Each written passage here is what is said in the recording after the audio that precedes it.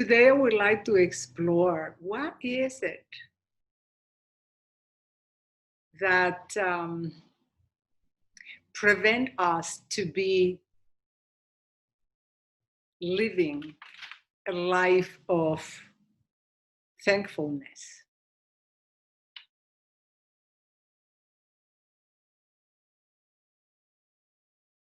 What happens that is hard sometimes for us to simply be thankful, to even remember to be thankful?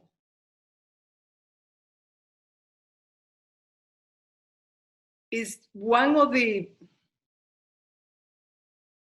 characteristics that we find in most spiritual traditions and even religions that make some kind of emphasis in turning ourselves into thankfulness. But most of the time, we forget. Obviously, in some places like United States, we have a day of Thanksgiving with the intention to be thankful. And that is a very beautiful celebration. A good reminder. But I'm interested in the capacity that may we all have to live a life of realizing how lucky we are of being alive, or simply being, even if we don't ever accomplish or get anything of a great scale, even if our life is simple and bounded to just do the normal things.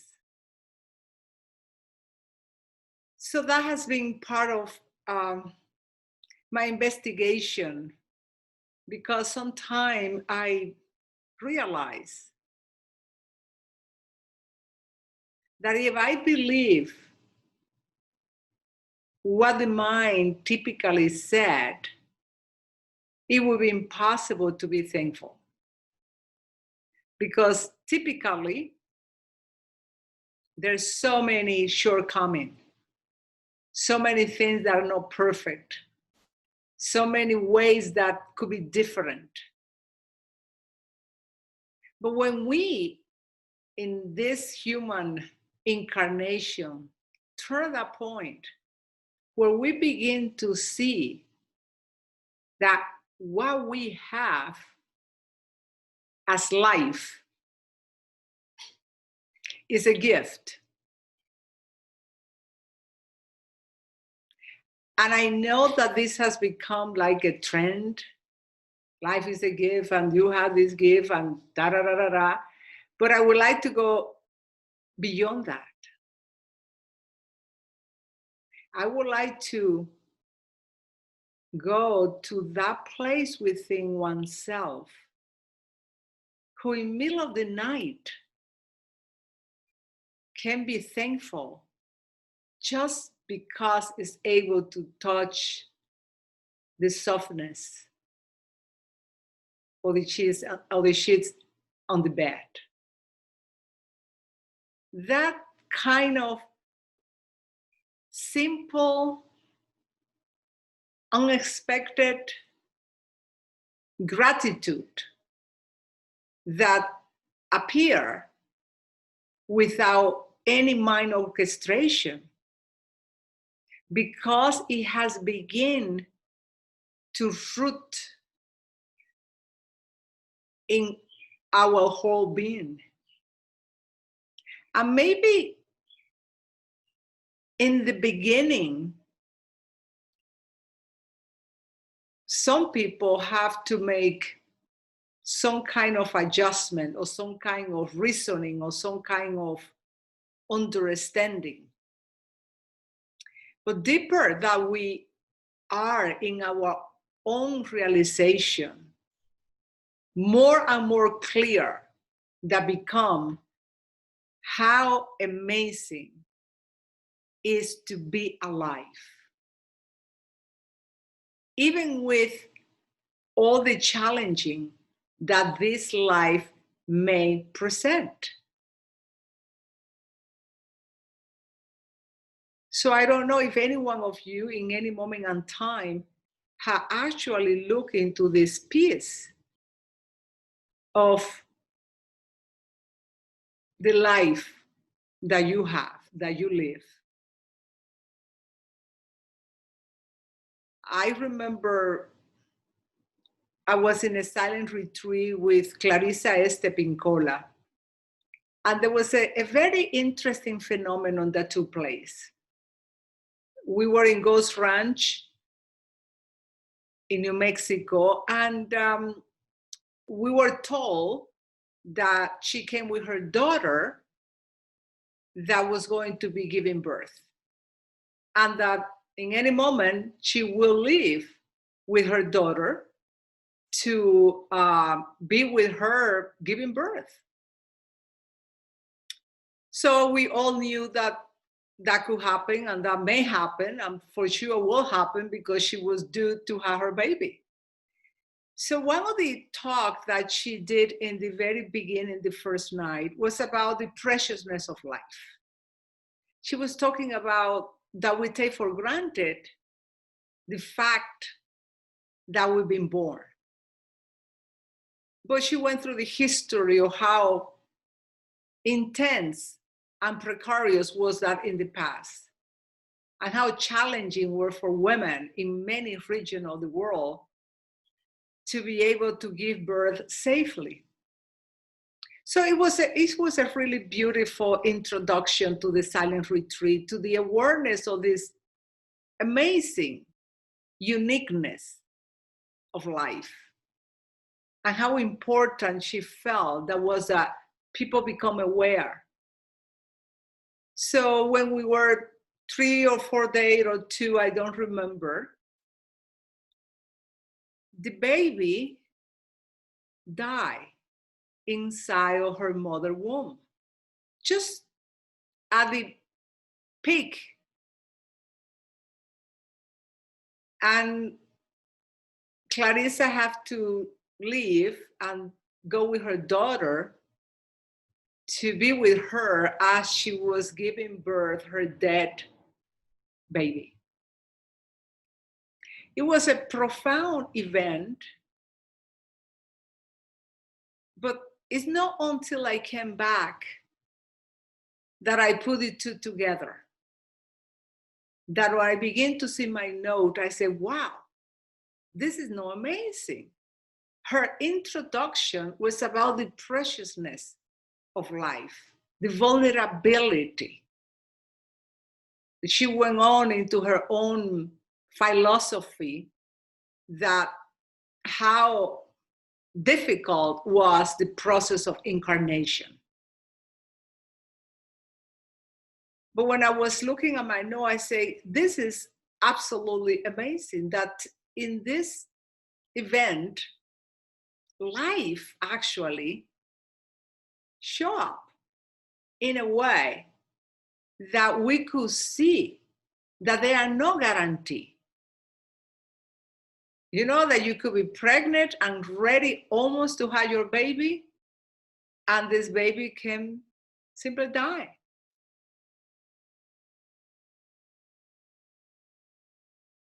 So we are the lucky ones. You know, the ones that were born fully, have a full life, and we are into this maturity process.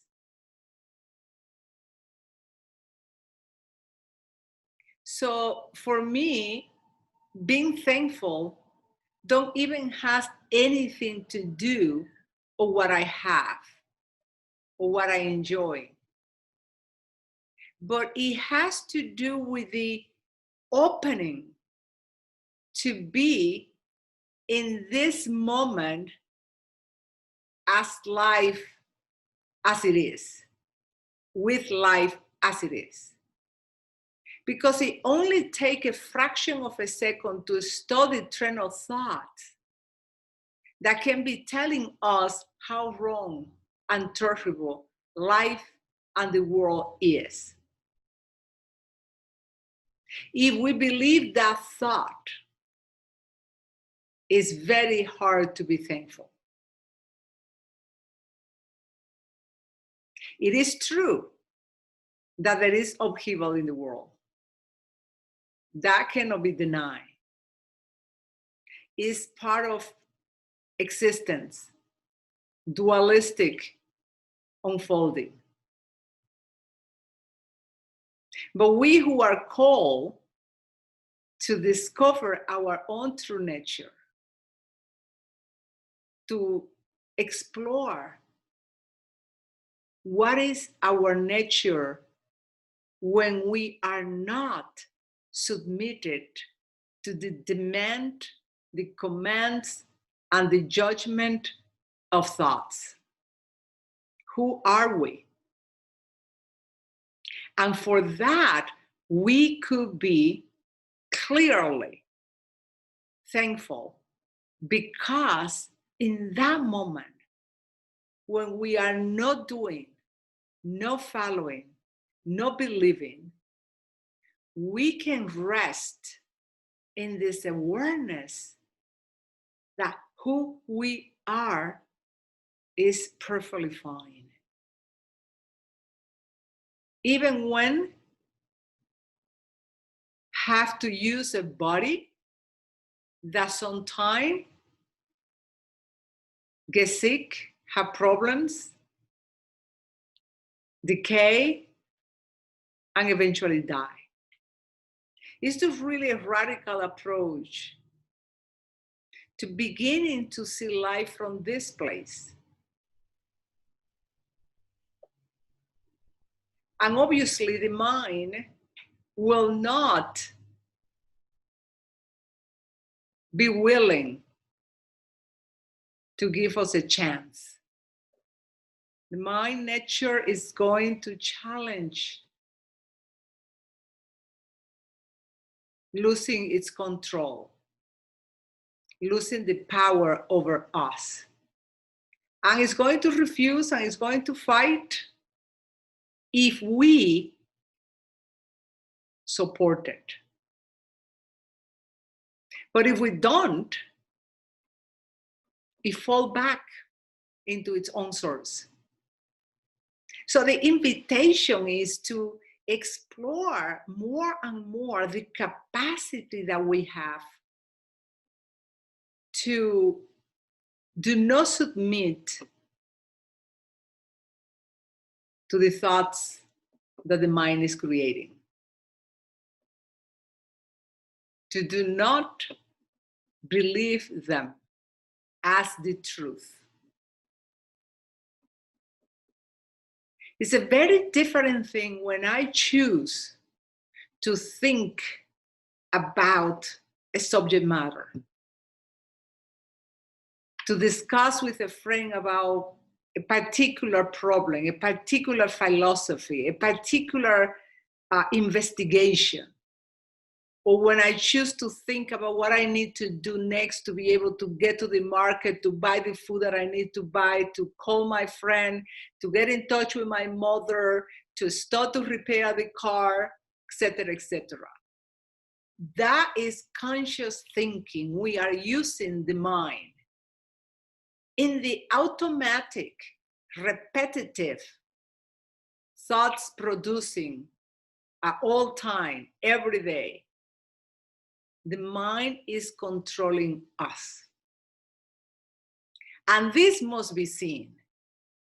This is radical.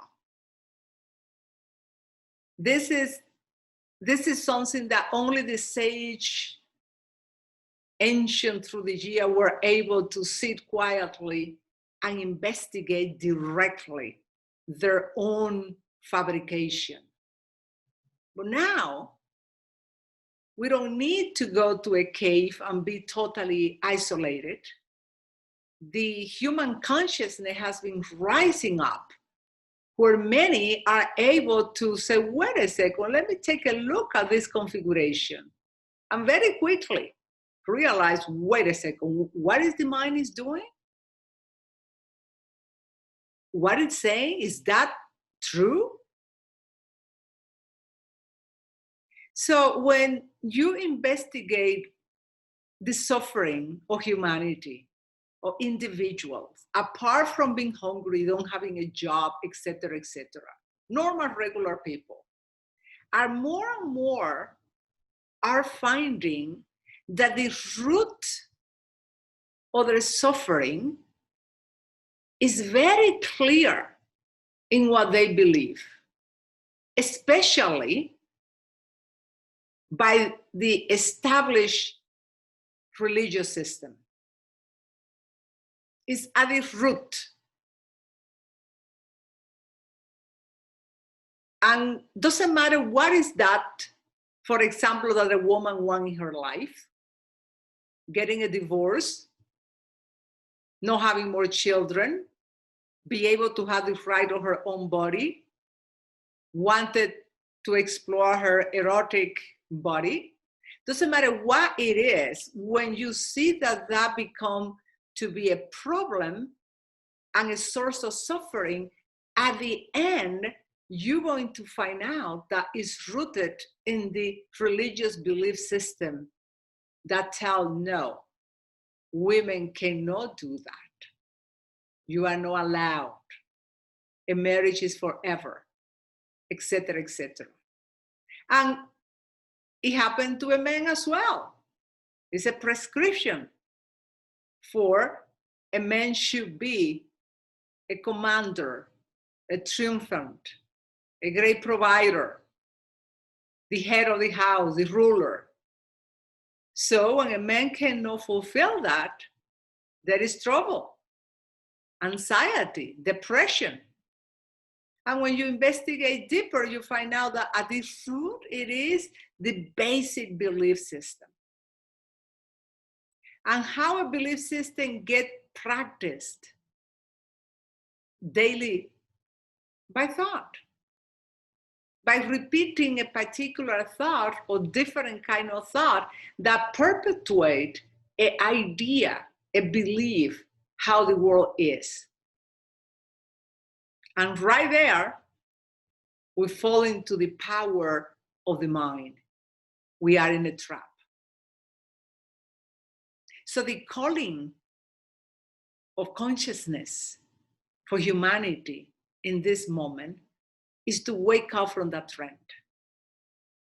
Is to be able to use the mind as a tool to see directly to this nebulous tapestry of thoughts and ideas that keep percolating and forcing an upheaval, emotional upheaval internally.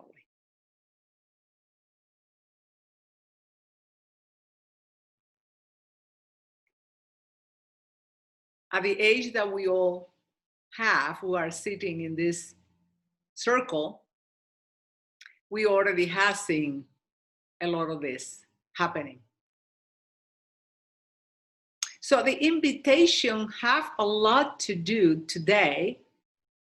We refine our capacity to be still enough that we can see through the layers and have the courage to don't be seduced.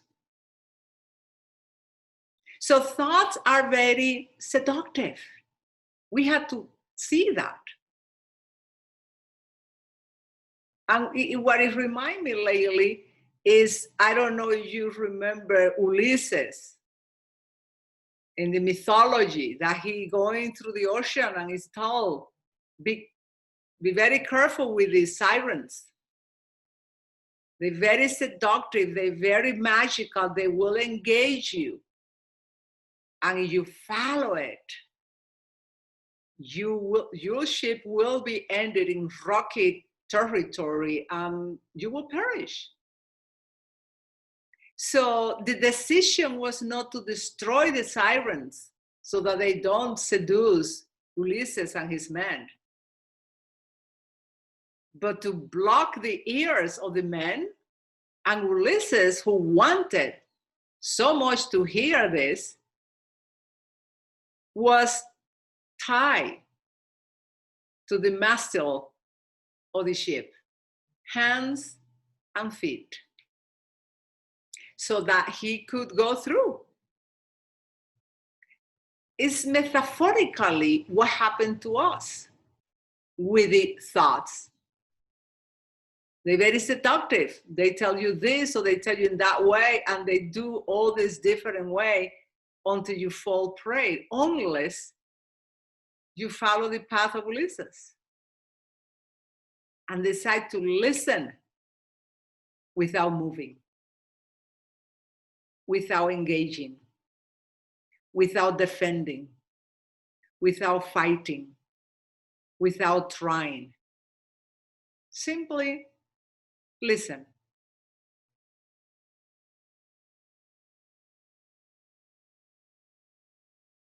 We may not have to tie ourselves, but sometimes we may in some way. Because you can sense when the storyline is taking force, how repetitive it becomes. There are this moment of sanity that you say, but what I have this ongoing thing with this person who is not even here? And you keep going. Immediately you have a moment of not doing anything. Story are back. It's right there, waiting to engage you, seduce you, involve you. So we may have been in a point where it's crucial that we take that step or tie ourselves as a stillness and simply don't move.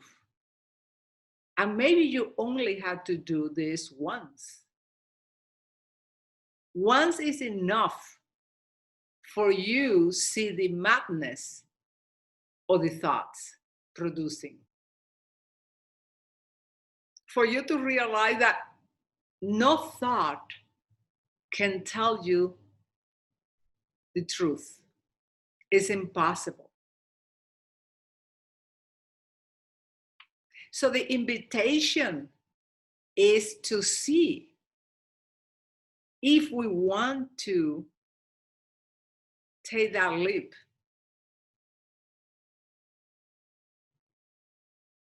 and discover what is already here, that it doesn't come from a thought, that is not found through a thought, that is free from thoughts, totally free.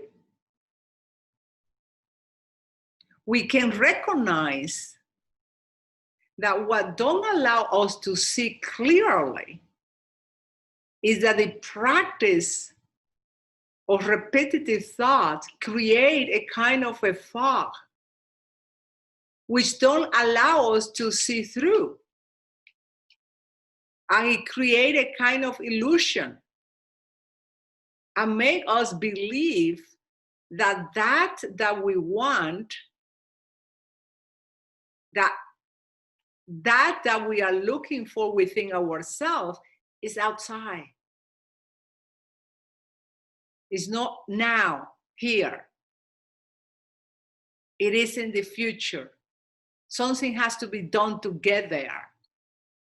But that is an illusion created by those layers of constant activity of the mind, believing them. But in the moment that we stop believing a thought consistently enough, there is something that takes place that reveal what is here that has to be, that you had to do nothing because it's already what is here, who you are at the essence of yourself. There's no need to think it through.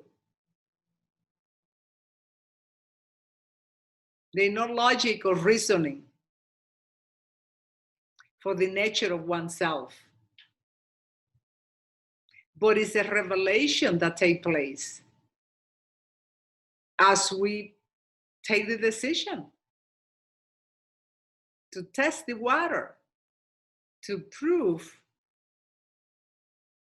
if it's true. Don't take my words for it. What is essential is that you embark in this crucial moment and experience the freedom that is possible when we don't believe a thought.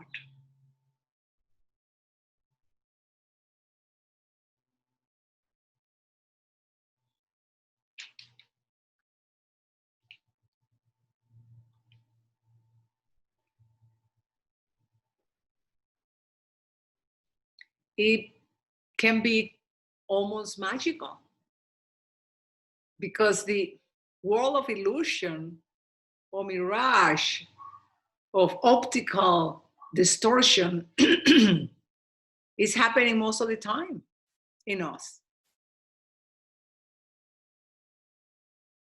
Our even sensory system can trick us many times.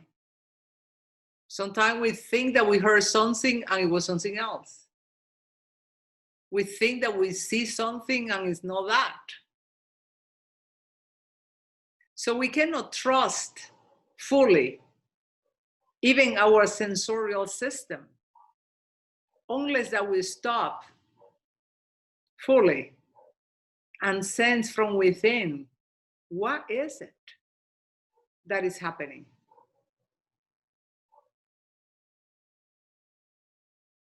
So when we take this time to be silent, to do nothing, it's basically with the intention to reduce the activity of the chatter of the mind so that we can land in a place where we can connect to each other and talk from a place that is much more trustworthy than the activity of the mind. So that metaphor, I don't even know how it came to me when I remember that myth. That doesn't mean that the thoughts are females or male. What it means is that there is a seductive nature that mankind has been finding from the beginning of the time, for which they need to get some degree of protection. They cannot destroy the source of enchantment. It's beyond their power. We cannot destroy the thoughts producing. They appear. But what we can do is, how are we going to relate to them and see what is possible? So this is my invitation to talk and discuss between us how that is happening for each one of us. Or a report of what we have been seeing.